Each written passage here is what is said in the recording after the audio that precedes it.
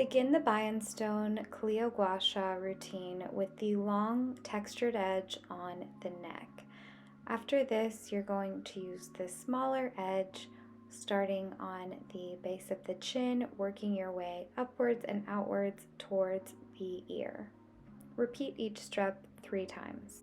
Continue this upward and outward motion from the chin all the way until you're underneath the eye, making your way to the hairline.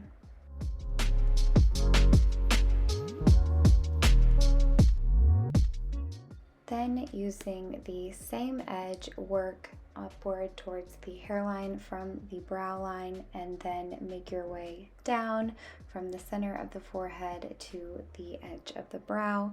This will relax forehead muscles, which is a natural approach to Botox. Once you're complete with one side of the face, you're going to mimic the entire sequence on the other side of your face.